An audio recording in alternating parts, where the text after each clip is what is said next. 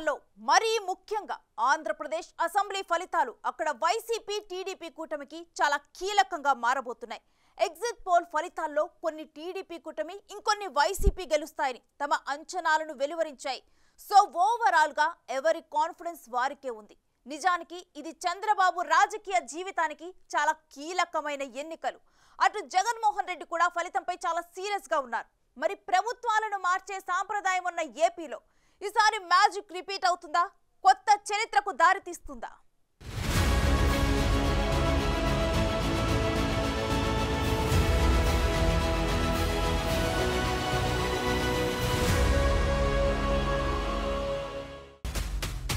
ఆంధ్ర యుద్ధంలో ఎవరిది పైచేయు మరికొద్ది గంటల్లో తేలిపోనుంది. ఎవరి సత్తా ఏంటో కూడా క్లారిటీ రాబోతోంది. ఈ గెలుపును అటు టీడీపీ ఇటు వైసీపీ చాలా ప్రతిష్టాత్మకంగా తీసుకున్నాయి. రాజకీయ భవిష్యత్కు చాలా కీలకం కావటంతో విక్టరీపై ధీమాగా ఉన్నాయి. అయితే మధ్యలో వచ్చిన ఎగ్జిట్ పోల్స్ చాలా కన్ఫ్యూజన్ కు కారణమయ్యాయి. ఎందుకంటే కొన్ని టీడీపీ వైపు అంచనాలు వెలువరించగా ఇంకొన్ని వైసీపీ వైపు అంచనాలొచ్చాయి. మరికొన్ని సందర్భాల్లో ఎగ్జిట్ పోల్స్ రివర్స్ అవుతుండటంతో ఫైనల్ రిజల్ట్స్ కోసమే పబ్లిక్ ఎదురు చూస్తున్నారు. అటు పొలిటికల్ పార్టీలు తమకు అనుకూలంగా ఎగ్జిట్ పోల్స్ వస్తే ఒకలా, రాకపోతే మరోలా రియాక్ట్ అవుతున్నాయి. సంస్థలు ఇచ్చే ఫలితాలు కాకుండా జనాలు ఇచ్చే రిజల్ట్నే నమ్ముతామంటున్నారు. ఆంధ్రప్రదేశ్లో ఈసారి టీడీపీ, జనసేన, బీజేపీ కూటమిగా కలిసి పోటీ చేయటమే చాలా కీలకంగా మారాయని చాలా సంస్థలు రిపోర్ట్స్ ఇచ్చాయి. అయితే టీడీపీ, వైసీపీ మధ్య హోరాహోరీ పోరు ఉంటుందని మాత్రం చెప్తున్నాయి. సో ఈసారి ప్రచారాల్లో చాలా అంశాలు ప్రస్తావనకొచ్చాయి. డైలాగ్ వార్కు దారితీశాయి. రాష్ట్రాన్ని రాజధాని లేని రాష్ట్రంగా చేశారని, పరిశ్రమలు లేవని, ఉపాధి, ఉద్యోగాలు రాలేదని, పైగా కొత్త భూచట్టాలతో భూములు లాగేసే ప్రయత్నాలు జరుగుతున్నాయన్న ప్రచారం పెద్ద ఎత్తున చేశారు. ఇంకోవైపు ఇంట్లో మంచి జరిగింది అనుకుంటే తమకు ఓటు వేయాలని జగన్ ప్రచారాల్లో ప్రస్తావించారు. సో గ్రామీణ ప్రాంతాల్లో ముఖ్యంగా మహిళలు జగన్ పార్టీ వైపు నిలబడ్డారన్న లెక్కలు ఎగ్జిట్ పోల్స్ లో కనిపిస్తున్నాయి. మళ్ళీ మేము ఫీల్ అయ్యేదైతే ఈ సర్వేల్లో ఏదైతే రియల్ గా ఫీల్డ్ లో జరిగిన వాటికంటే కూడా ఇంకా మరింత మెరుగైన, చాలా మెరుగైన రిజల్ట్స్ ఉండబోతున్నాయి.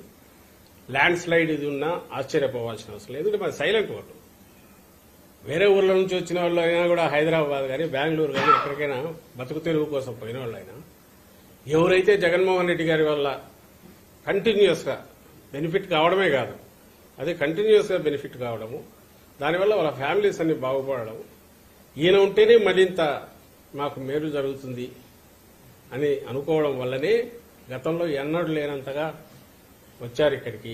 అక్కడి నుంచి వచ్చి ఓటు వేసిపోయారు అనేది మేము అనుకుంటున్నాం. ఎందుకంటే బయటకు వెళ్లిన వాళ్ళు ఎక్కువ బతుకు తెరువు కోసం పోయిన వాళ్ళు ఉంటారు. బలిసిన వాళ్ళు, లేకుంటే విపరీతంగా ఆర్థికంగా ఇదిగా ఉండేవాళ్ళు అక్కడ ఉండేవాళ్ళు కొద్దిమందే ఉండొచ్చు.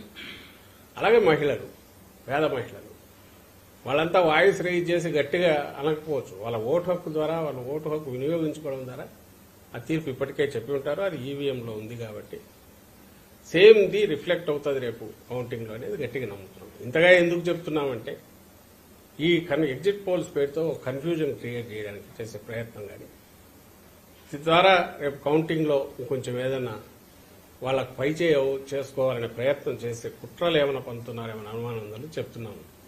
గ్రౌండ్ లెవెల్లో కనిపించిన దానికి భిన్నంగా ఎగ్జిట్ పోల్స్ ను సంస్థలిచ్చాయని వైసీపీ లెక్కలేసుకుంటోంది.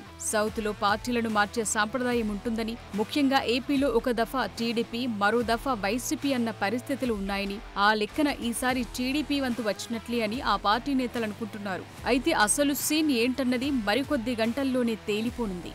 ఈసారి గెలుపు టీడీపీ కూటమికి చాలా కీలకంగా మారిపోయింది. ఎందుకంటే గాడి తప్పిన రాష్ట్రాన్ని సరైన ట్రాక్ లో పెడతామంటున్నారు. అటు ఎమ్మెల్యేగా గెలుపు కోసం పెద్ద యుద్ధాలే చేస్తున్న పవన్ కళ్యాణ్ కు పిఠాపురంలో విజయం ఆయన రాజకీయ భవిష్యత్కు చాలా కీలకంగా మారింది. ఇప్పుడు గెలవకపోతే చాలా వరకు పార్టీ క్యాడర్, లీడర్షిప్ కు చాలా ఎఫెక్ట్ ఉంటుందన్న లెక్కలున్నాయి. మళ్లీ ఎన్నికలు జరిగే 2029 నాటికి చంద్రబాబు వయస్సు 80 ఏళ్లవుతుంది. సో ఇప్పుడు గెలిస్తే తన సుదీర్ఘ రాజకీయ అనుభవంతో ఏపీకి దిశ చూపించవచ్చు అనుకుంటున్నారు.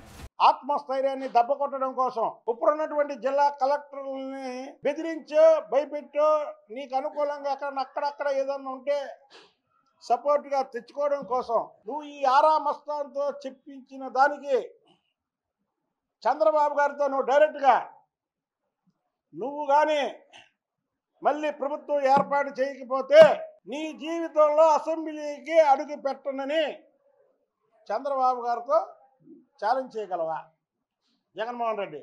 ఇక ఈ ఎన్నికల్లో గెలుపోటముల చుట్టూ చంద్రబాబు జగన్ పై ఉన్న కేసుల్లో కదలికలు వచ్చే అవకాశాలు కూడా ఉన్నట్లు ప్రచారమైతే జరుగుతోంది. అయితే ఎగ్జిట్ పోల్స్ అంచనాలు టీడీపీకి అనుకూలంగానే ఉన్నా కౌంటింగ్ రోజు చాలా అలర్ట్ గా ఉండాలని చంద్రబాబు కూటమి పార్టీలకు సూచనలు చేశారు. ఎగ్జిట్ పోల్స్ అన్ని కూటమి విజయం వైపే మొగ్గు చూపాయన్నారు. కూటమి అభ్యర్థి ఎవరైనా ఓట్లు బదిలీ కావాలన్న ఉద్దేశంతో 3 పార్టీల నేతలు కార్యకర్తలు కష్టపడి పనిచేశారని, వైసీపీ మాత్రం ఓటమికి కారణాలు వెతుక్కునే పనిలో పడిందంటున్నారు.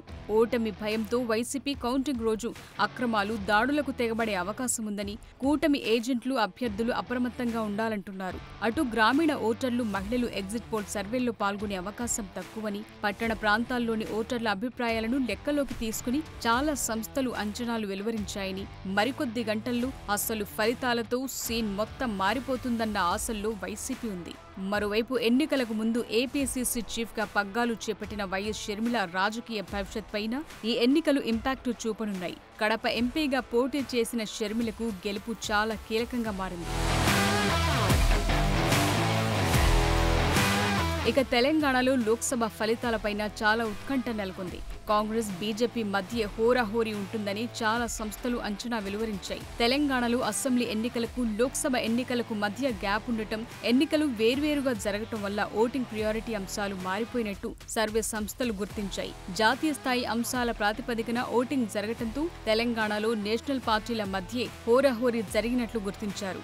సో కాంగ్రెస్, బీజేపీ మధ్య బీఆర్ఎస్ అడ్రస్ గల్లంతే అని అంచనాల్లో చాలా సంస్థలు వెలువరించాయి. మొత్తం 17 లోక్సభ స్థానాల్లో ఎంఐఎంకు ఒక స్థానం దక్కించుకునే అవకాశాలుండగా మిగిలిన 16 సీట్లలో కాంగ్రెస్, బీజేపీ చెరి సగం గెలుచుకునే స్కోప్ ఎక్కువగా ఉందని సర్వే సంస్థలు లెక్కలు కట్టాయి.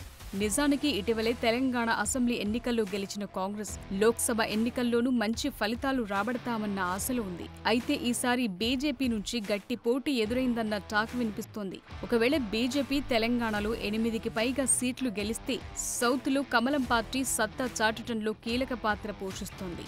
అదే సమయంలో బీఆర్ఎస్ ఒక్క సీటు కూడా గెలిచే పరిస్థితి లేదని చాలా సర్వే సంస్థలు అంచనా వేశాయి. అదే జరిగితే తెలంగాణలో ఒక దశలో చక్రం తిప్పిన గులాబీ పార్టీకి మరింత గడ్డుకాలం తప్పదంటున్నారు. ఇప్పటికే నేతల వలసలతో కుదేలైన ఆ పార్టీ లోక్సభ ఫలితం తరువాత మరిన్ని సవాళ్లను ఎదుర్కోవటం ఖాయంగా కనిపిస్తోంది. చెప్పాలంటే ఆ పార్టీ ఉనికికి ప్రమాదమంటున్నారు.